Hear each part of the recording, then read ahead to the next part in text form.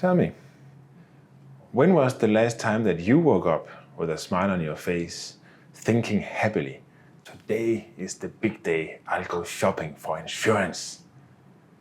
No, right? That probably never happened. And there are a lot of good reasons that we do not really like buying insurance. We'll talk about the fact that insurance is sold and is never bought.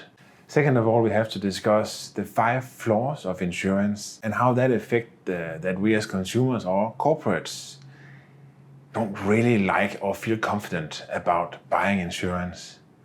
The last thing that we're going to look at today is, well, if insurance is such a big problem, is all hope lost then? Of course it's not. Actually, if you understand the limitations or the reasons that people, they're not too keen on buying insurance, then you also know ways of innovating and creating new products that makes it less painful for people to buy insurance. And that's going to be the last thing that we'll be talking about today. So hang on and let's get into it.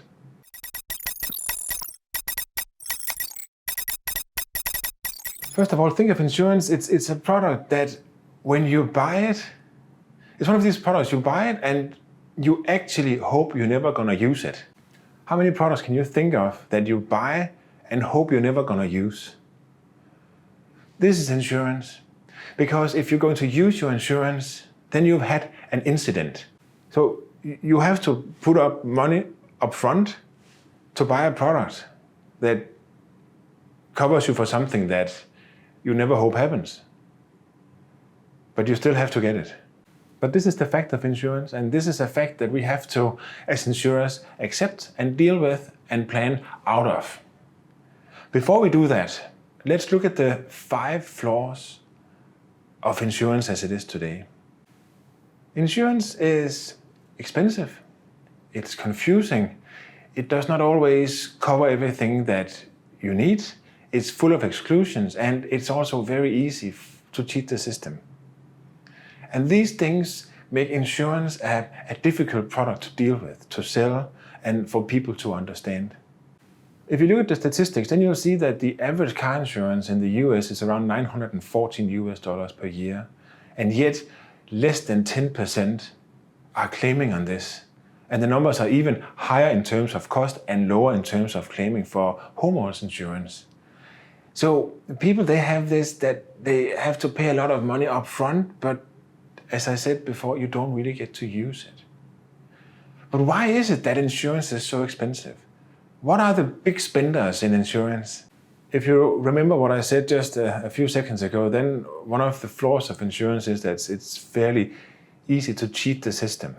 And when it's fairly easy to cheat the system, then the insurers, they need to keep a lot of loss adjusters to check for fraud, to check if there is anything wrong with the claim, and we need to invest in software to run this as well.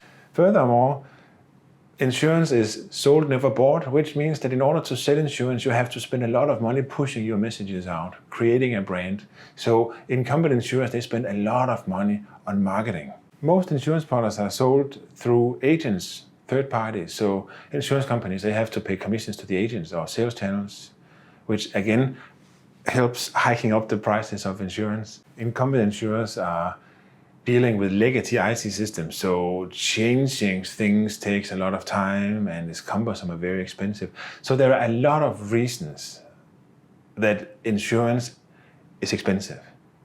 I'm not saying there are good reasons, I'm just saying there's a lot of reasons that it is expensive. Another fatal flaw of insurance is that an insurance contract is a contract of adhesion, which means that it is the insurer and the insurer only who writes the policy wordings, who sets the terms and conditions.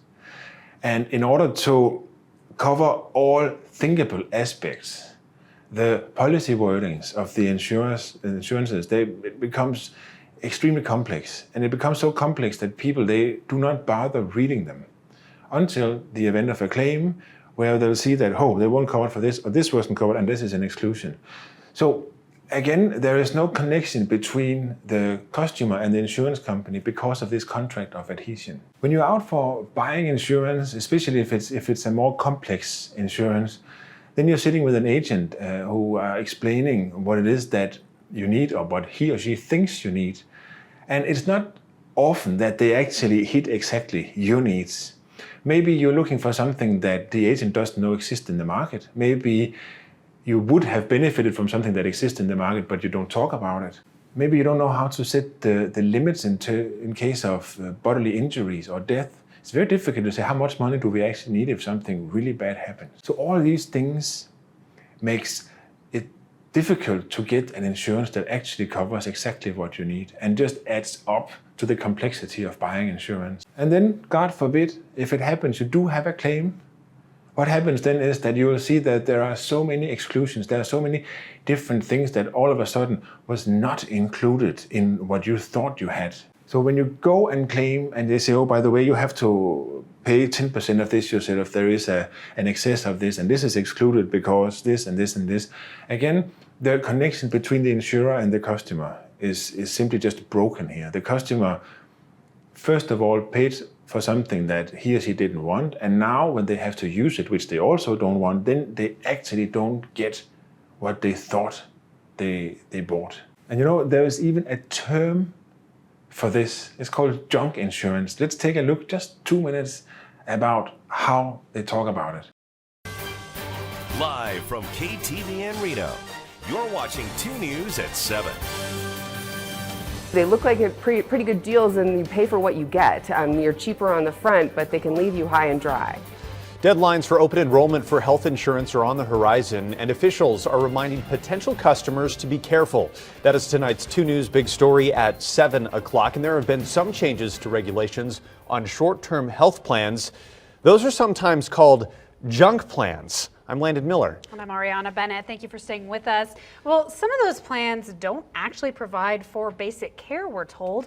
Chris Buckley joins us now in the studio. So Chris, these plans are different from the ones sold on the exchange? That's right. If you go to Nevada Health Link, there are 2 qualified insurance companies there that have to cover the 10 essential health benefits laid out in the Affordable Care Act.